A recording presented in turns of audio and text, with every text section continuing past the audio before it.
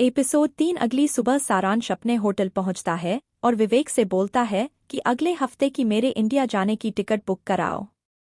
यह सुनकर विवेक कुछ देर के लिए आश्चर्यचकित हो जाता है और दोबारा पहुंचता है। Sir India? सारांश, एक बार में सुनाई नहीं देता क्या तुम्हें? हाँ, इंडिया की ही बोल रहा हूँ मैं। विवेक, ओके सर, पर एक टिकट क्यों? मैं भी तो आपके साथ जाऊंगा ना।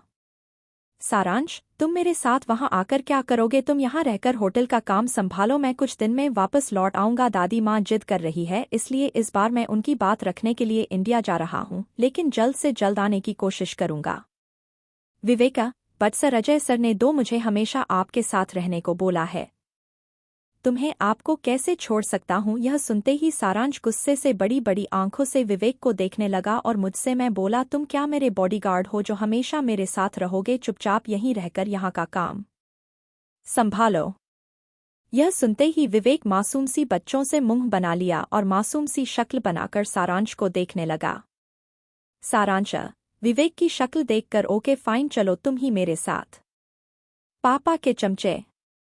यह सुनकर विवेक बतीसी दिखाकर हंसने लगा और बोला, थैंक यू सर, मैं अभी जाकर अगले भी की कोई टिकट देखकर बुक कराता हूँ। तभी सारांश अपने होटल में काम कर रहे जॉन को बुलाकर उससे बोलते हैं, John, you handle the hotel work for some days, we are going India.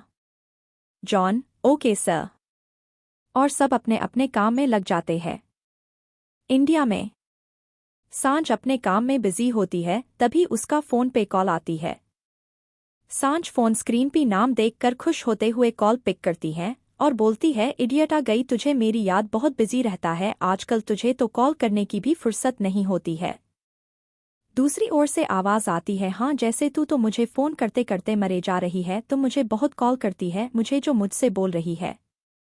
सांझ जहाँ दूर बैठा है ना, इसीलिए बकवास कर रहा है, दिल्ली आ तब तुझे बताती हूँ। ओके ओके मेरी माँ, अब शांति रख, यह बताने के लिए ही कॉल की है कि मैं नेक्स्ट वीक दिल्ली आ रहा हूँ। सांझ, सच में? राज खुश होते हुए, हाँ मेरी झल्ली, राज सांझ का बेस्ट फ्रेंड है। सांझ, निशा और राज बचपन दोस्त हैं, साथ स्कूल पढ़े, साथ दो आगे की स्टडी भी की। राज की जॉब पुणे लग गई तो वह WHA शिफ्ट हो गया और निशा ऑटोमोबाइल कंपनी में काम करने लगी और हमारी सांझ, जिससे फैशन डिजाइनर बनना था, वो इस प्रोफेशन में आ गई। सांझ ये जानकर बहुत खुश थी कि राज यह आ रहा है। वो उससे बोली, ओके, मैं तुम्हारा वेट करूंगी, अपने आने का दिन और टाइम मुझे सेंड कर देना। 1 मिनट, वैसे तू यहाँ कितने दिन के लिए आ रहा है? राज बोला, मेरा ट्रांसफर कुछ टाइम के लिए दिल्ली की ब्रांच में हो गया है, इसलिए मैं अब वही रहूंगा। ये जानकर तो सांझ बहुत खुश थी। उसकी लाइफ में कुछ लोग ही तो थे जिनके साथ वो खुश रहती है, वरना उसके माता पिता के जाने के बाद तो वो बिल्कुल अकेली हो गई थी। सांझ कुछ देर राज से बात करके अपने काम में लग गई। राज ने अपने आने का टाइम डेट उसे सेंड कर दी।